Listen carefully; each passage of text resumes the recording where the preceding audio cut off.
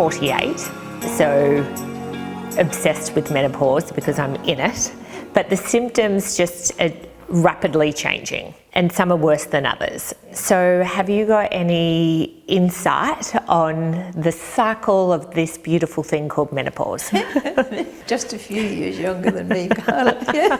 Menopause, of course, is something that happens to every woman. And it's different, believe you me, it's different for almost every woman. There are many factors on menopause. Diet affects menopause. Thyroid function is critical in menopause. There are many, many, many women I see who have a low thyroid function. They have been tested by their GP. Their thyroid function falls within the normalcy of pathology testing, so the GP says there's nothing wrong with your thyroid. In fact, there is something wrong with the thyroid. The thyroid is low functioning. That will have an additional effect on menopause. That will affect the heat in the body, it will affect the sleeping, it will affect the putting on weight, it will affect the thinning of hair, it will affect the growth of hair on the face, it will affect the dryness of the skin, it will affect the dryness of a vagina, it will affect all these issues. So, when you say to me, menopause, give me a generic answer, I can't. If a woman comes to me and she's got all these horrible symptoms, there's a lot of testing and a lot of answers. I want to know what's going on. Diet will affect it very, very much. Diet, needs to change at the time of menopause. Some menopausal symptoms are chromatic. Absolutely, they are chromatic and can be severe. But no matter how severe menopausal symptoms are, we can find an answer for them to get you through that horrible stage to a point where I'm able to say to you, or want to say to you, some of these symptoms in menopause are normal. They're going to happen. You're going to have hot flushing. You're going to have perhaps some dryness in the vagina, but there's lots of things that you can do about that. There's lots of natural remedies that can help that. But what's driving it so much today is this view that we don't need to have any of this. We can take a pill, we can take a gel, we can take an injection, we can take whatever, or we get rid of all this menopause. We don't have to have it, We don't have to have all this aging effect. We don't have to look older. We're fighting nature. We're fighting what's been programmed to happen to your body. Your body at the time of menopause, in reality, and this can come as a shock to a lot of people, but in reality, spiritually, we're told for a woman, menopause is the first stage of the body starting to prepare for death, which may take another 40 years, but it's the first step. Andropause in a man, which is menopause in a man. Andropause is the first stage of the body dying. The body, its cells, its function is starting to reduce. It's programmed to do so.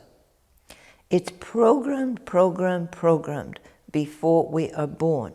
And everything that we do to fight against that, the likely outcome of that is we're causing disease in the body. We might be free of menopause. We might be free of menopausal symptoms, but now we might be dealing with cancer of the uterus, cancer of the ovaries, cancer of whatever. Which is worse? I am right now, as I'm sure you are, looking at the explosion of menopause across all our media. Yes. Menopausal symptoms, premenopause, whatever. And the answer is HRT. HRT is a synthetic, it's a chemical. It's a hormone that is not a natural hormone. So we have a situation in the body where a very natural process is taking place, and that's menopause.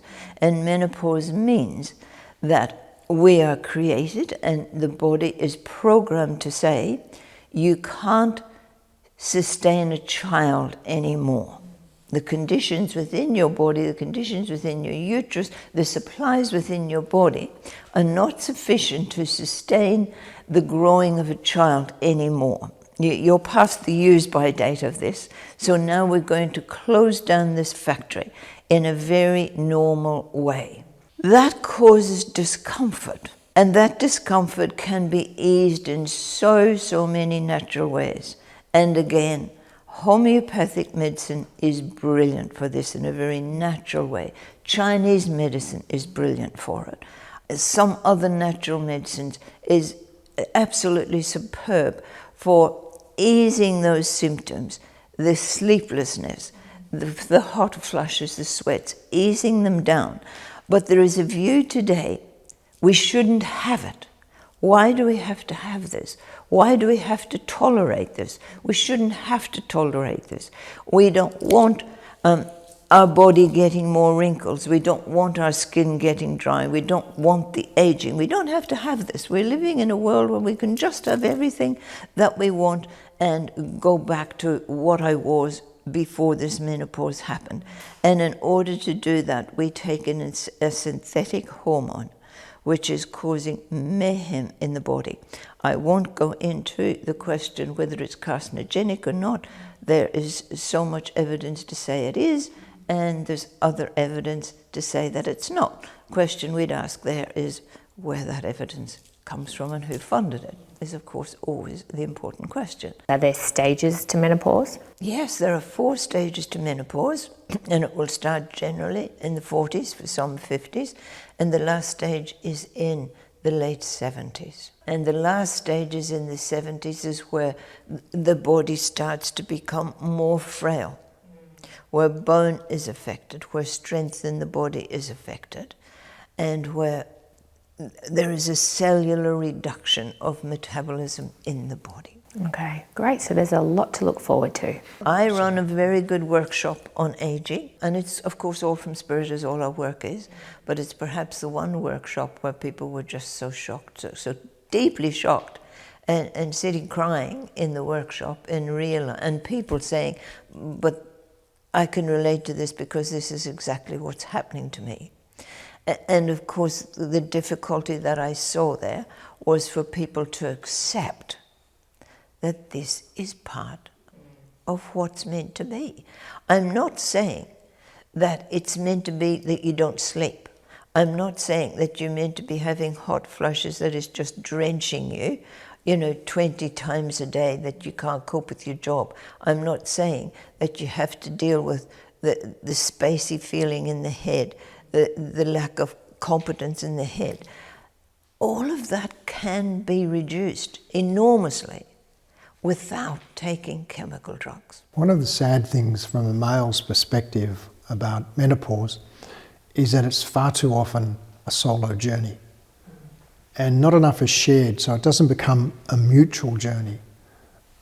Because of that, and because of males' not necessary, but males' tendency to be selfish, they don't understand. So they're thinking about the effect upon them more than they are the effect upon the woman, because the woman hasn't shared anywhere near enough information about it and becomes quite selfish and lost in her own world of discomfort, pain, etc. And also doesn't want to be seen to be complaining all of the time because it won't be accepted well or probably understood. But there needs to be an increase in the shared journey so the man can make a decision of being more understanding, more tolerant, etc., or not. And if they don't, well then, that's a decision for the woman as to what she does about that. But it's hard for a woman to complain about a man during menopause if they're not sharing the journey. The problem in reverse is that so few men are aware of andropause and aware of its stages, so they're not as able to share, and that's sad. There needs to be much more education of men as to what andropause is, and then an obligation to share with the woman. So it becomes much more a mutual journey. And could you give a quick overview of andropause? Well, andropause is just quite simply male menopause. And it's when testosterone starts to drop in the body, just like menopause is when estrogen and other hormones start to drop in the body. And with men, it's primarily testosterone, but other hormones start to drop too. And the first stage of andropause that we see with men is when they really, really start to complain about being taken for granted and nobody cares about me and I'm not appreciated and everybody wants a piece of me and I never get anyone who cares about me or worries about me in the family. It's very, very prominent. You know, if a man comes into my clinical room and this is what they're complaining about, and they're in their late 40s, their early 50s, and you ask them, how's your wrists? Are you still able to open a jar like you did before? And they say, well, you know, it's funny you say that. Now I've been having some problems with that. I can't do that. This is a second stage where wrists actually start to get much weaker with the men and their body starts to get weaker. You know, if they're in the gym, you ask them some questions about the gym and they'll very reluctantly say, oh no, you know, I can't lift the same as what I did and my body's hurting more and I'm more fatigued and those kind of issues. It's exactly the same thing and they have erectile dysfunction. This is the big one with men. Yeah, well, women have the dry vagina, men have the erectile dysfunction. And is that about the same age? It can be. Again, it can be individual. But you see, you know, our creator is a very clever person because he or she says, I create man and I create woman. And I start the dying process at the same time. So they can come down nice and easily together. Yeah, he can't get an erection, so he can't have sex so much. She has a dry vagina, so she doesn't want sex so much. Lo and behold, it's such it works. Cleverness, isn't there, in the design? Well, it did work until men in their 50s wanted women in their 20s. Yeah. Then it stopped working. Yeah. But is that linked to andropause? Part of it. Right. Absolutely. Well, you should think that through. If you say, is it linked to andropause? You've got a man who's in that lack of appreciation stage. You know, I'm working, I'm paying everything in the family, I'm doing everything, I'm giving everything, I'm whatever, I'm getting nothing back. And he meets this young woman who's telling him he's wonderful and admiring him and nurturing him. And he thinks, I'm getting all this appreciation here, not over here. I like this, I want this, I'll go here. Yeah, and there's no dry vagina over there. No dry vagina over there, and of course that helps the problem with the erection. And then lo and behold, what happens is you see him 5 years later, 10 years later, sitting in the cafe, and he's 60, and he's got 2 children that his partner wants to put into private school and wants this and wants that and wants the other, and he's bedraggled and he's disturbed and he's thinking, I'm 60 and I've got to rear these 2 children and I've got to meet the bills and I've got to do, oh, lo and behold. And now the penis is probably not working properly at all. So the attraction to the younger woman is becoming very, very difficult. So it really is important to appreciate this aging. Absolutely, absolutely. And to appreciate that we're created, if you're in a relationship, if there's a couple committed together, to appreciate and understand the design is that both is going to start the dying process together. And that there is a point in time that will come in some relationships, not all, but there is a point in time when sex just won't take place.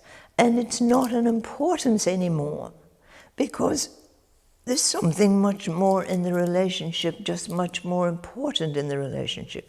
And the stage of sex has passed as being something that's necessary.